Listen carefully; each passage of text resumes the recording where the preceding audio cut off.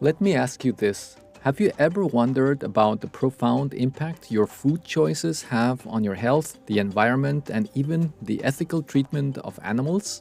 Well, today we have the privilege of exploring these questions and more with a man who has dedicated his life to understanding the mysteries of nutrition and advocating for a compassionate and sustainable vegan lifestyle.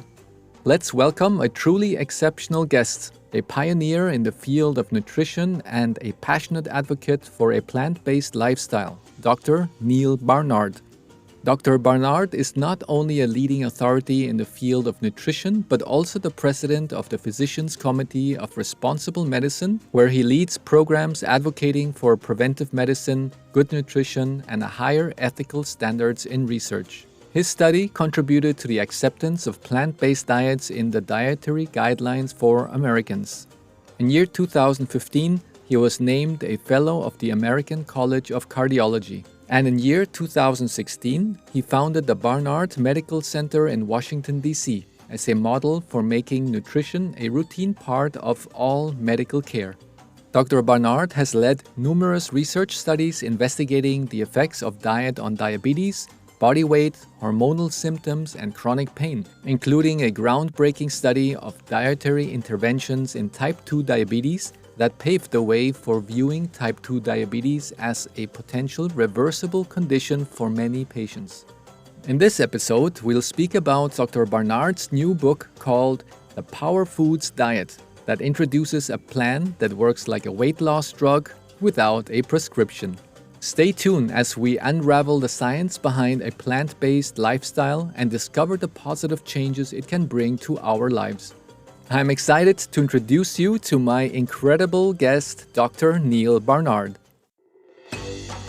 You are listening to Health, Happiness, and Planet podcast, where we explore different ways to boost our well-being, live a more fulfilling life, and protect our planet. Join me as I chat with inspiring people and professionals from all over the world, uncovering strategies for improving our lifestyles and nurturing our precious planet. I am Juan, and this podcast is proudly brought to you by Wave Business Excellence Footprint, my digital training company that cares about your career and personal development. I am passionate about making the world a better place, so if you share my enthusiasm, this show is for you. Together, we can steer towards a healthier, happier life while leaving a positive footprint on our beautiful Earth. Join me as we explore how being healthy, happy, and caring for our planet are all connected. Hello, Dr. Barnard, and welcome to the Health, Happiness, and Planet podcast. It's so great to have you here. It's great to be with you today. Thanks so much for your time. It's a big honor for me to have you here on the show. And for my guests who maybe hear from you for the first time, could you just give us, in a nutshell, more or less your path on what took you to where you are today? Well, I'm a medical doctor. I'm here in Washington, D.C., where we do research studies on nutrition and how to improve body weight, how to improve diabetes, how to deal with cholesterol problems, all those things. But I have to say, I didn't start out this way. I grew up in North Dakota, which is in the middle of what I'm going to call the cattle country of America. And so I ate all kinds of bad foods. And luckily, I started to learn that there is a healthier way. And I changed my diet myself. But also, we really do a lot of research studies to find out what's best for individuals. Fantastic. When was the point of time when you started to change your diet? Like how many years ago was this? Well, actually, it started the year before I went to medical school. I was working in a hospital in Minneapolis, Minnesota. One of my jobs there was to help the pathologists with autopsies. In other words, when somebody would die in the hospital, we had to examine the body to determine the cause of death. And one day we had a person who died in the hospital of a massive heart attack. And I sometimes think that was probably as a result of hospital food, but that's another issue. So anyway, the pathologist had the body, and he knew that I was going to go to medical school, so he wanted to make sure that I saw everything, and it was a learning experience. So he took a scalpel and he made a Y-shaped incision like this down the skin, pulled the skin back, and then he removed the ribs, which you do with not a lot of delicacy. He just went crunch, crunch, crunch, and pulled the ribs off, set the ribs on the table. And that exposed the heart. And he then sliced open one of the coronary arteries, and he explained to me they're called coronary because they crown the heart. And inside, instead of it being a nice wide open artery, it was filled with what looked, it was what we call calcified plaque. Yeah. And if you feel it, it feels like a rock. It feels hard, like concrete. Wow. And he explained, he says, bacon, eggs, Neal, that's what does all this stuff. So anyway, this was eye-opening for me. I was, 21, 22 years old. And I had grown up eating all kinds of, bacon, eggs, and everything else. I had hunted as a child and everything else. So at the end of the examination, he writes up his notes and he left. And I had to clean up. Yeah. So I put the organs back in the body and I put the ribs back in, tried to make them fit with the other ribs, and I sewed up the skin. And it was a long exam. So I went up to the cafeteria and I wanted to see if there's anything left for lunch. And they said, yes, here you go. And they gave me a plate of ribs.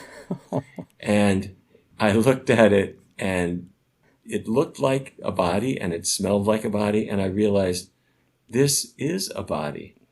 I didn't become a vegetarian on the spot, but this struck me and I was not able to eat it. Yeah. As time went on, I had more and more experiences and learned more about how foods affect the body, and also about the broader issues about how foods affect the planet, how food choices affect animals.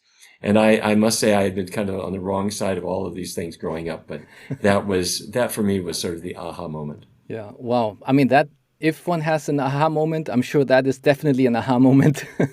and I think when you're experiencing that, it probably goes so deep into your central nervous system that it's just like that image is just in your head when you're such a young student learning about this and observing that autopsy and everything which was learned throughout that session. Yes, I think that's definitely something one cannot erase very quickly from the mind. The good news is that when we make diet choices, instead of it feeling like deprivation, it feels enriching. So these things force us to make changes. Yeah. But when we start making those changes, the payoff is so huge that you just think, oh, why didn't I do this a long time ago? So yeah, absolutely. I can just confirm from my own experience when I changed to plant-based 10 years ago with my wife. I think it took me about 3 months when I did again my blood results, and my cholesterol went from 360 roundabout down to 180 within 3 months. And because I was not drinking or eating any more milk products, my allergies just almost disappeared. They were like 80% gone. And there were so many other things. My blood pressure regulated, my sleeping patterns were much better. I had no more acid reflux. My weight was going down. So I think after 1 year being plant-based, I was still eating as much as I wanted to eat. So I love eating. So I was eating big volumes, but I lost about 25 kilos more or less, which is, I'm not sure in pounds, but it's quite a lot of pounds.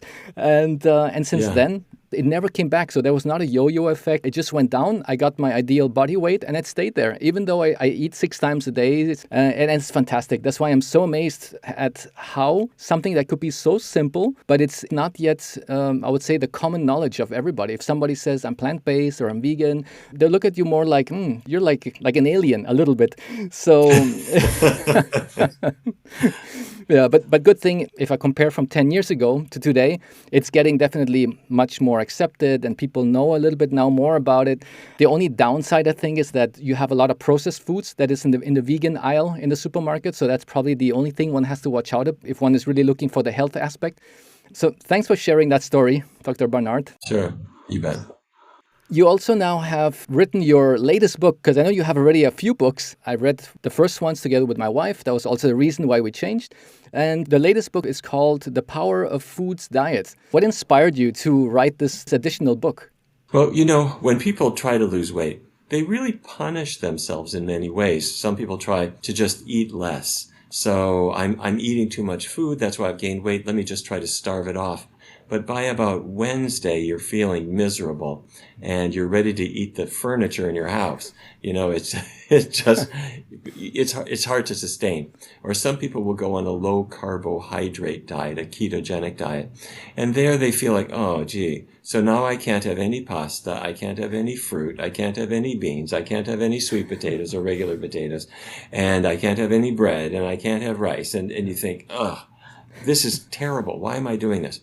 And what we've discovered is that there are actually certain foods that if you include them in your diet, they help you to lose weight. Now, I know this is a funny thing to say, but what I mean is there are certain foods that have three attributes.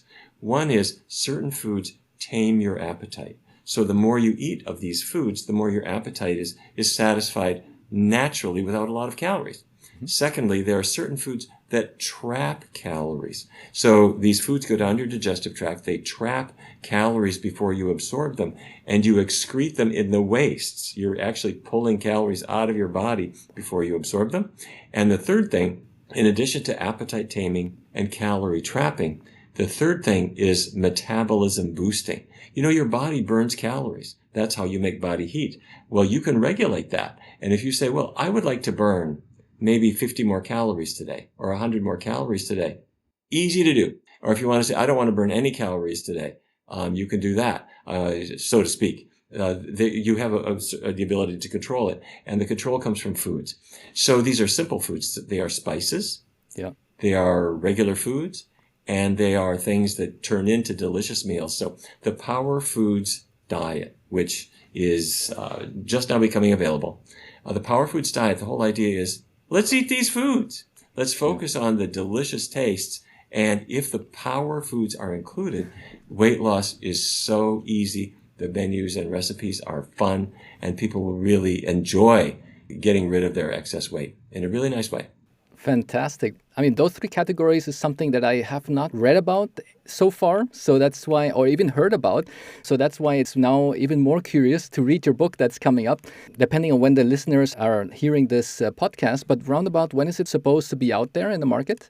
Well, the book is already available for pre-order. For example, if a person goes on Amazon, you'll see the Power Foods diet there for pre-order. Okay. If you pre-order it today, they will deliver it on March 26th.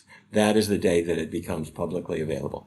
Perfect. Okay, so whoever's listening to this podcast is March 26th, the year 2024. Sometimes some people listen to the podcast a year later. I think I will already pre-order to get that copy here in Spain. And one of the misconceptions I've seen a lot when I speak to people about plant-based diets, that they say, well, what do you actually eat? Yeah, do you just eat plants and flowers the whole time? And I'm like, oh my God, yeah. I mean, as a joke, it's good, yeah, because people like to laugh a bit about it. But then in reality, when I think back, I actually realized that before I had a more monotonous diet when I was not plant-based, because it was always the same combinations of either chicken, fish, or beef, and with rice or potatoes, and maybe some string bean next to it. And that was like my regular options that I always had. But being plant-based, there's so many things out there that I did not even knew existed. So could you tell us maybe just some examples of some recipes that appear in your book, they recommended from your side as delicious foods? Yes. Well, let me resonate with what you've just said. Years ago, I did a study with Dr. Dean Ornish where he was doing the work of showing that a plant-based diet, along with other healthy lifestyle changes, could reverse heart disease. And my part of this was just to look at how the participants enjoyed or did not enjoy the diet. He used a plant-based diet. And the people following this diet said, it took me maybe a couple of weeks to figure out which foods I really liked best. But I like these foods. I'm totally adapted. And I'm losing weight and my cholesterol's down. And of course, when their heart disease reversed, people, I mean, that was powerful. Yeah. But the reason I'm telling you this now is there was also a control group. And the control group was asked to just follow their doctor's conventional advice. And so that was chicken and fish and that kind of thing. And the people were totally bored. They said, it's just chicken and fish and chicken and fish and chicken and fish. And I'm not really losing weight and my cholesterol's not down and I'm taking all these medicines along with my chicken and fish. And so what we've discovered is that a plant-based diet is really quite varied. But let me maybe describe how we did this in this book.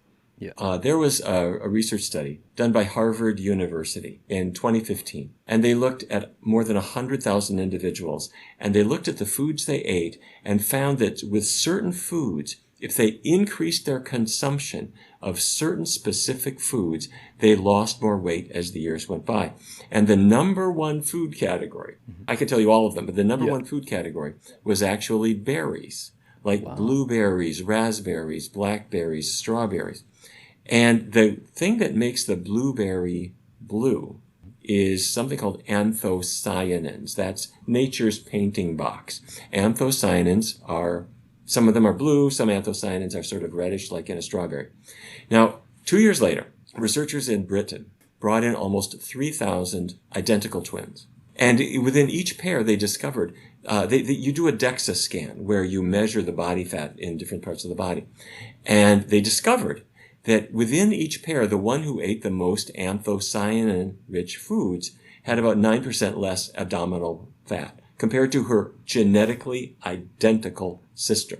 So, okay, let's say I decide I want to try this myself. What am I going to do? Don't go to the health food store and buy a bottle of anthocyanins. In the Pop Foods diet, what we did is Dustin Harder, who is a brilliant recipe developer, came up with blueberries in a blueberry maple syrup. Delicious. And our other recipe developer, Lindsay S. Nixon, made French toast, which all Americans love French toast.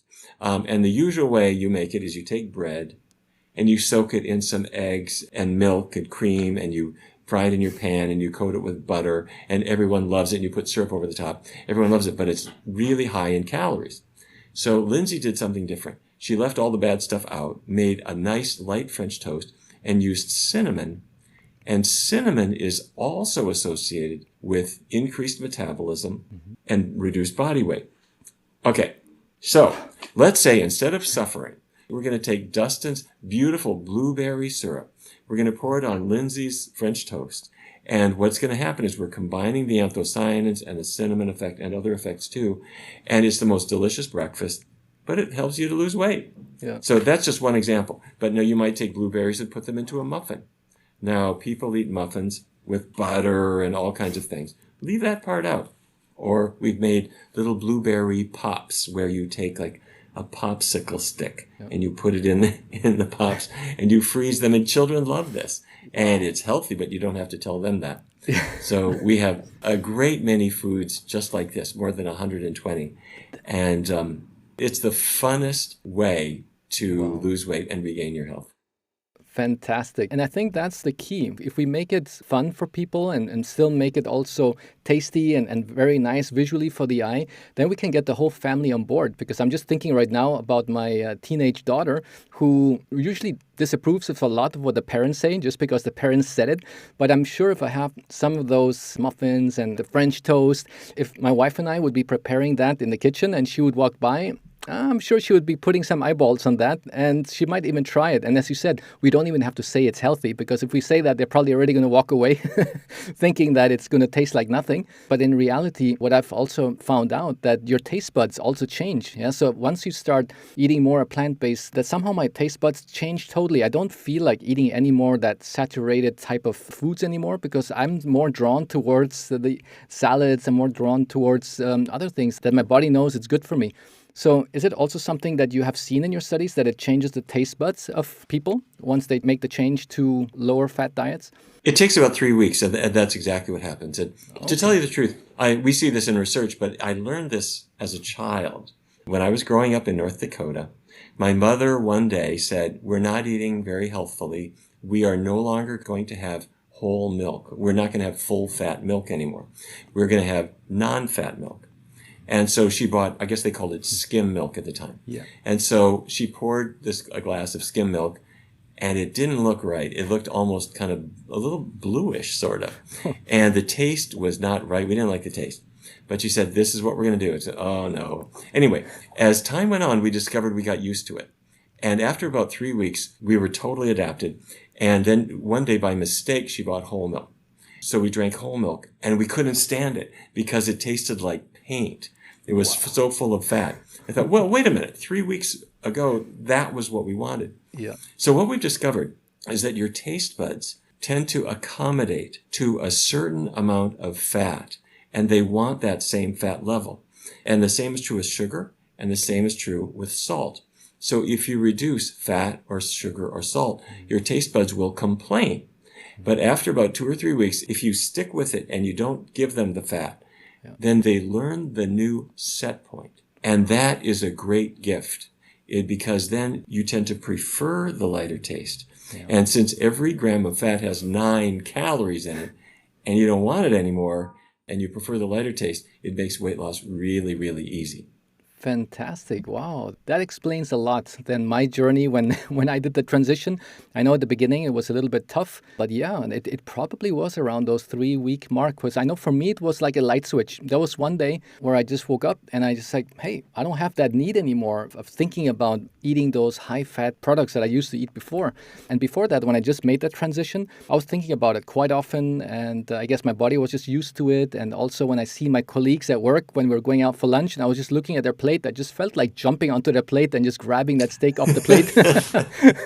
and I was even dreaming about it at night. It was like that lion in Madagascar when he was hungry and he was looking at all his friends and he could see them like steaks. That's how I was perceiving the world when I stopped eating meat the first 3 to 4 weeks. And then after that, it was exactly like a light switch. I woke up one day and I was like, hey, it's gone. That desire to eat that high processed fat and all that meat and dairy, it was gone. So I told my wife, it's almost like going through a detox phase, just reducing all that stuff that my body was used to from the past and just adjusting it and adapting it to the new taste that we have today. Yes, and we also, it really helps to have foods that are attractive along the way. Yeah. So for example, let's say it's dinner time. And let's say I could go to an Italian restaurant and they could make me my angel hair pasta or penne pasta or spaghetti, and they could put on meat sauce and cheese sauce, and that has a huge amount of calories. So let's say I say to them instead, wait, I would rather have your arrabbiata sauce. Arrabbiata is the Italian word for angry. And so this is the sauce that has a little bit of attitude. It's a little bit piquant. It's a little bit spicy. It's delicious. Yeah. You don't think of yourself as dieting, but if you make it the right way, it's not really greasy and fatty. And the weight loss comes, but your taste buds are adjusting bit by bit by bit. Or another example, at the end of the meal, let's say we want to have a dessert. I have a carrot cake recipe in the Power Foods diet that is lighter. It doesn't have the shortening and things, but we use certain ingredients to make sure that it's fluffy and flavorful. Yeah. And when you eat these things, your taste, your set point changes. And so people lose weight automatically and they tend to acquire a taste for healthy foods. It's very much like a smoker. A smoker who quits smoking, on the first couple of days, you crave for a cigarette. But after about 3 weeks, when you've made it without that, you think, I am so glad my clothes don't smell anymore, my fingers aren't yellow, and I want to keep on this path. So it's just a question of getting on a healthy path. But my goal is not to have people feel deprivation. My goal is the opposite. I'm calling these power foods because they're powerfully tasty and good for your health overall, but they are the most powerful way to lose weight as well. Absolutely.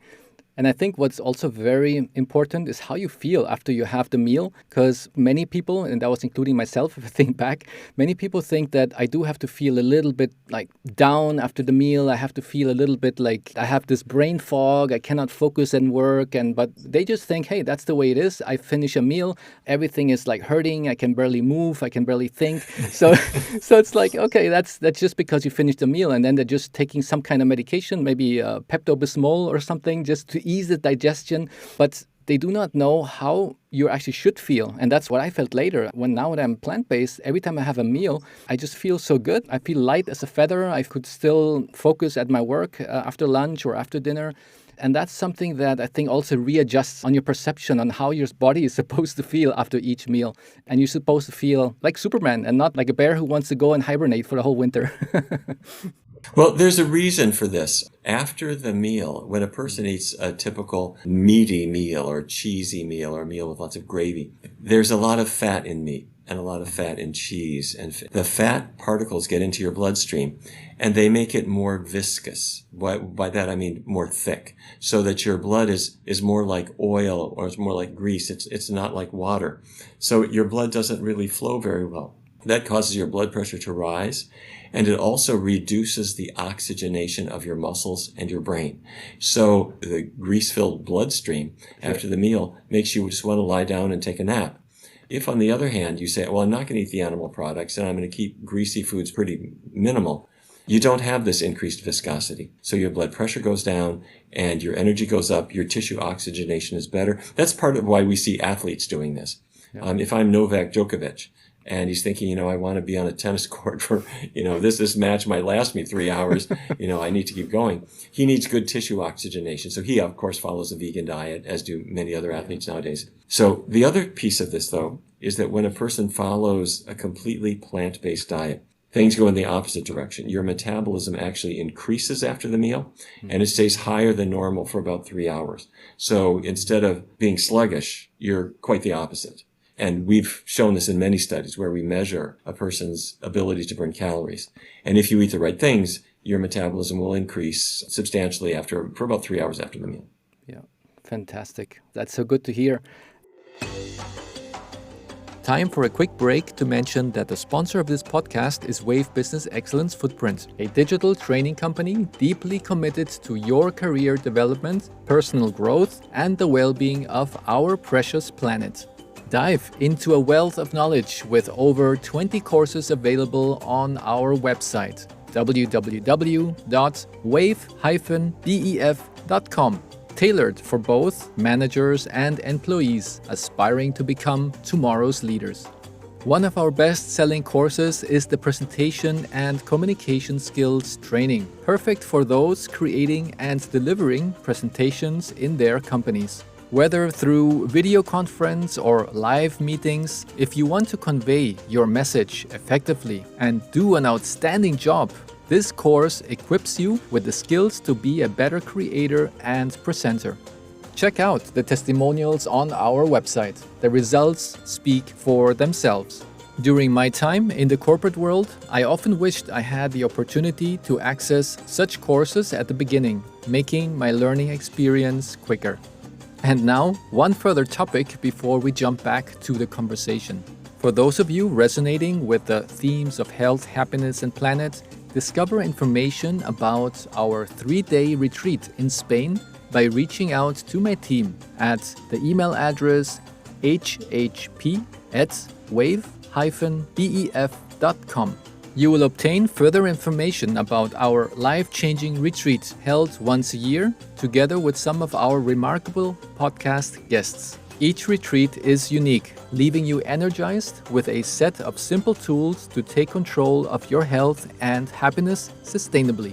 And the best part, you will be surrounded by like-minded individuals, ending the retreat with a personal action plan shared regularly within the group. What would you say, if we look at the statistics today, there's so many people who are having chronic diseases and dying from it. What are the things that one can really target through that plant-based diet? What are the things that will improve in one's health, and what could you avoid getting in the future if they look ahead and they say, okay, I don't want to die from certain things. What is it that plant-based diet going to help us with? Well, we're not going to live forever. The body has all kinds of frailties that are sort of built in, but we don't want to die too soon, and we don't want to start declining. What happens? If you look at the average individual on a Western type of diet, they start to gain weight that they don't want, sometimes in their 30s or even before that. And then as that happens, their cholesterol and blood pressure might tend to go up, and their doctor starts talking to them about medication. Their joints often will be sore because of inflammatory processes, and they might take more medication for that. And as time goes on, they might be diagnosed with diabetes, and later in life, concerns about dementia and cognitive issues come in. Well, all of those things are strongly affected by diet. So in the United States, where I am now, our number one cause of death is heart disease. Our number 2 is cancer. Our number 3 is stroke. And these things can happen to anybody in theory, but the risk is dramatically less if a person changes their diet. There's no cholesterol in a plant-based diet. There's no animal fat, and so your cholesterol levels tend to drop as yours did. Certain cancers, particularly colon cancer and breast cancer, the digestive cancers and the hormone-related cancers, are strongly linked to diet as well. And of course, our research team showed that diabetes, in some cases, improves dramatically or even goes away with a plant-based diet. So all of these things can happen. Just a question of choosing the foods. Exactly. Wow, that's so powerful. If I think today we have so much access to information through the internet and everybody's Googling everything, and there's such a danger that if I would Google something, is milk good for me? And then I would have 10 articles saying how good it is for you, and then you find 10 articles to say how bad it is for you. So one is always saying to the consumers, be a conscious consumer and know where you're going to get your information. But sometimes they're so confused because sometimes at 50-50 they say, well, it could be that article, but it could be the other article. what do you usually base, or how do you recommend consumers to get their information from? Is there like any specific area where they can say, okay, I'm going to trust that source and I'm not going to trust another source? What is your guidance there? Well, it's challenging for consumers, I have to say. I feel their pain. Our organization is the Physicians Committee for Responsible Medicine, and we do research studies and we report research findings that others have. And so my hope is that when people go to our website, which is pcrm.org, that they will find plenty of reliable information. When I write a book like The Power Foods Diet, I recognize that many readers have been burned. By that I mean they've seen some book and they thought maybe this would help them, only to discover that it was not perhaps very accurate. So in The Power Foods Diet, I make sure that I describe the research that's been done, have the references for those, not that most people will look for them, but once in a while people do, or they want to know that there's some science behind. And then we also have to actually try it. You know, it's all good and well for me to tell you that this is the best car that you could buy, but at some point you need to get in and drive it. And so I'm encouraging people with simple tips so that they can try it out in their own lives. One other piece of this is I'd like to also share real life stories of other individuals who have done this, because sometimes what convinces a person the most is to know that somebody else has gone before them and had a good result. In fact, if you don't mind, let me tell you a quick story, actually. Yes, definitely. Among the many success stories that I have in the Power Foods Diet is one named Stephen Lome, Lome. Stephen Lome is a physician. He's a doctor. And he is also an athlete. And so one day he was running a half marathon. This was about a year and a half ago. And a half marathon is, 20-some kilometers, 13 miles. And he's running along, feeling fine, doing great. But right in front of him, another runner drops down, flat on the ground, dead. And so Steve Lome is a doctor. He's a cardiologist. So he runs over, he feels for a pulse, there's no pulse. And he says to somebody, call an ambulance right away. We need to have a defibrillator brought here. And he starts doing CPR on the man. And eventually they bring in the defibrillator, which shocks the heart, and it started the pulse again. Dr. Lome saved his life. And when the ambulance arrived, he said, take him to the hospital right away, to the emergency room. And this was a miraculous save. Yeah. So there is Dr. Lome with his sneakers on and halfway through the race thinking, I've never been through a race like this before. He had saved a lot of lives in the hospital, but never on the racetrack. Yeah. So he thought, well, I guess I better finish my race. And so he finished. And when he got to the finish line, there was another man there who right in front of him fell down on the ground, dead. And he thought, what? Again? And he ran over, and the man had no pulse. They got a defibrillator. They shocked him. They started his heart again. This was the second man. And when the ambulance came, they sent him to the hospital. He became very famous here in the United States. And one of our big morning shows called The Today Show brought the two patients and Dr. Lome together. And it turned out that having been through this experience, Dr. Lome had said to both of them that they ought to follow a plant-based diet because they were at high risk and they needed to get the animal products out of their diet, and they did. But the reason that I'm telling you this now, not only is that a remarkable story, but Dr. Lome had his own story. When he was growing up, he was quite heavy and overweight and unhappy, and he had a lot of health issues. And so he went and did Google searches, and he thought, maybe I should be eating chicken. The Dietary Guidelines for Americans says eat more fish and more chicken and da-da-da. And he tried it, and it didn't really get him where he wanted to be. It didn't help. So somewhere along the line, he found out about a completely plant-based diet, a vegan diet. And so he decided, well, I'll try it. And suddenly, the weight started coming off, and his energy started getting better, and his performance in athletics improved as well. And he thought, okay, I have up until now, as a cardiologist, told my patients, you need statins, and you need blood pressure pills, and you need all these medications, and you probably need surgery. Some patients will need these things. But he said the best medicine of all is to put the right fuel in your body. Yeah. And he lost more than 100 pounds. He's just a different person. So he saved his own life, and then he saved others. A little bit like being on an airplane where they say, put on your oxygen mask first and then help the person next to you. That's what he did. He saved himself, and now he knows how to help others. Wow. Anyway, you'll read about that in the Power Foods Diet, along with many, many others. Yeah, that's an amazing story. Thanks for sharing that one. Wow. I'm just trying to picture that, how that was such an impactful moment for him. And just in that one race to have those two incidences happen where he really started to realize, oh my God, there's something that we are doing wrong as a society in the way how we are eating, because that should not happen. Yeah, these kind of things during a race. If we think about people wanting to do certain shortcuts to reduce weight, I think nowadays, especially I think coming from the US, there's this big craze about Ozempic, and that people think that, oh, maybe this is going to help me have less hunger, therefore I'm going to then eat less, therefore I'm going to lose weight. What is your opinion on Ozempic and doing those kind of shortcuts? What could be the side effects of that? Yes, well, Ozempic is made by Novo Nordisk, and they also market the same drug under another name called Wegovy. It's the same drug, but Ozempic is marketed for diabetes and Wegovy for weight loss. They do cause weight loss. What they do is your intestinal tract normally makes a compound called GLP-1. And when you eat foods, the GLP-1 in your intestinal tract goes to the brain and turns down your appetite. That's normal.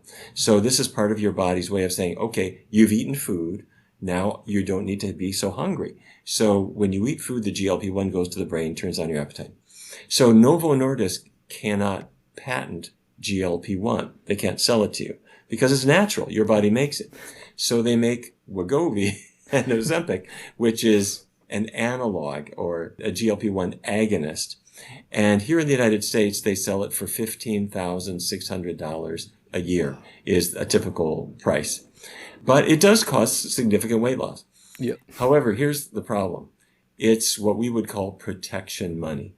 And meaning if you stop paying for it and you stop taking it, all the weight that you lost is going to come on back. So what Novo Nordisk says is, okay, just keep paying us for the rest of your life and just take this drug forever and your weight will hopefully never come back. Okay, you can do that if you want to. The side effects are nausea, vomiting, diarrhea, digestive symptoms. Not everybody has those, and sometimes they go away. Pancreatitis has been identified, thyroid problems, and gallbladder disease, a number of other issues like that. And many people just don't like the idea of having to inject themselves every week with this drug. And here we have private insurance companies in the United States. And it turns out that for every 1% of the individuals taking this drug, everybody else's monthly insurance costs go up by about $15. So it's now a big problem. In the state of North Carolina, they made this available for the state employees. But once they were losing about $100 million a year, they thought, this is crazy. So let's say I don't do that. Let's say I eat a plant-based meal. It turns out, in a research study done by my research colleague, Dr. Hanna Kaliova, she found that although a meaty diet does not trigger GLP-1 very well, a plant-based meal triggers the release of GLP-1 naturally in a good way, about the same amount as medication. Wow. So you said that you went on a plant-based diet and you started losing weight naturally and you were satisfied with probably taking in less calories. Your natural GLP-1 is being triggered after every meal. So you can pay Novo Nordisk, or you can go down to the grocery store and you can just pick up healthy foods and do it in a more natural way. Exactly. And you save yourself from all those nasty side effects. So you'll also save some money. We've calculated the healthcare savings. Now, you'll pay more when you get more vegetables. You'll pay more for fruit. You'll pay probably more for beans if you're not eating them. But you will pay less for meat and cheese because you're not buying these things at all. And so when you do the net cost, what we found is that your average individual cuts their food bill by about 16%. Or in America, that's about $500 a year that you're saving with this. So you're eating wonderful foods, and you got $500 every single year that you can put into a vacation. Yeah. So why not? Exactly. And now that you have the energy for it, then you can actually go on vacation and enjoy it because you have the energy to walk and look at the places you're visiting. Yeah. There you go. Wow. Wow, that's really a win-win. And then if you add another win to that, or maybe even two more wins, that you're even doing something good for the planet. Yeah, you're doing something great for the environment, because as most people should know, that if one is eating animal products, it's not making a very good impact on our footprint that we have for the planet. And the other win, of course, it's then the way how animals are treated, that you can say, well, I do not have to make another being in this planet suffer just because I want to have their muscle on my plate.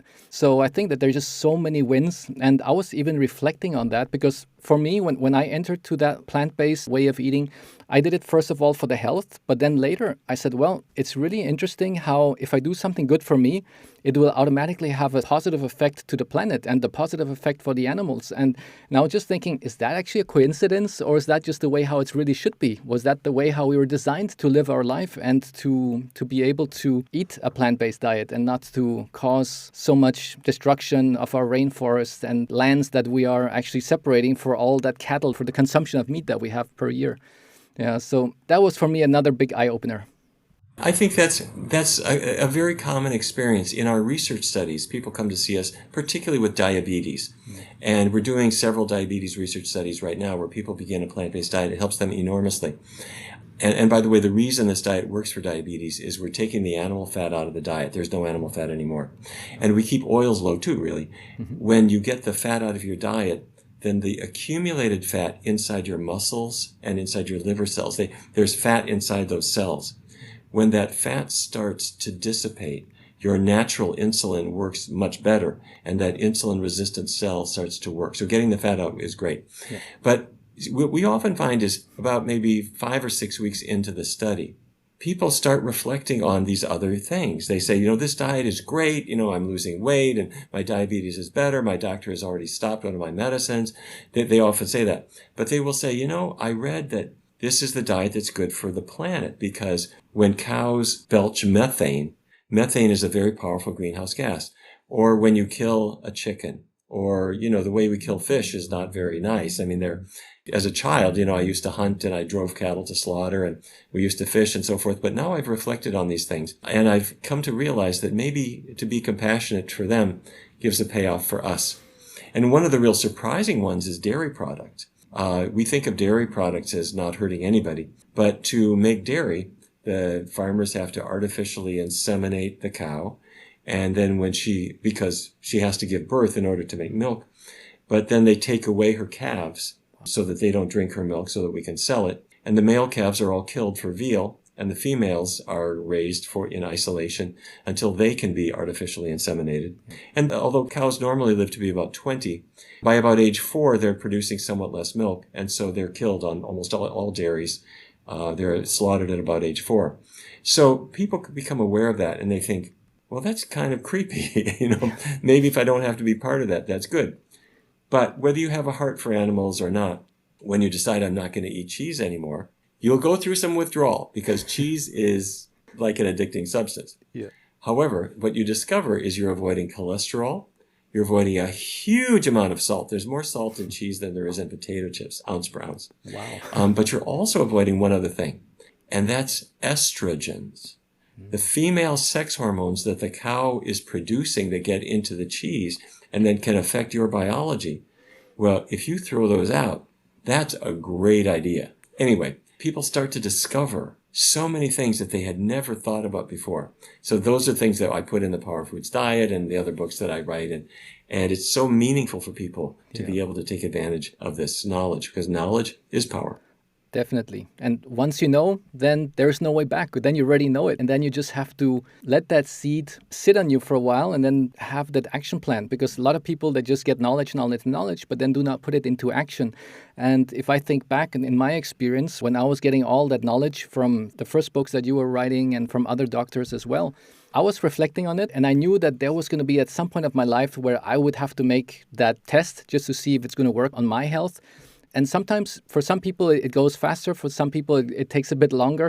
And I think everybody's in their own journey. So as you said, the first step is definitely awareness. And your book, especially now, the new one that is coming out, it's going to bring so many more things to light. And what I really like about it, that you made it also in a fun way, so that people think, okay, we're not just going to eat flowers, we're going to eat so many good things that good things that look good things that taste good, and it's going to be also fun. And I think at the end it's going to be more when they try it out. Yeah, even if I say, hey, just try it 1 or 2 recipes, or maybe just try it out for 1 day a week, then maybe 2 days a week, and just see, what does your intuition say? Now, does my intuition say, yeah, it felt good, do a little bit more, or nah, I'll leave it?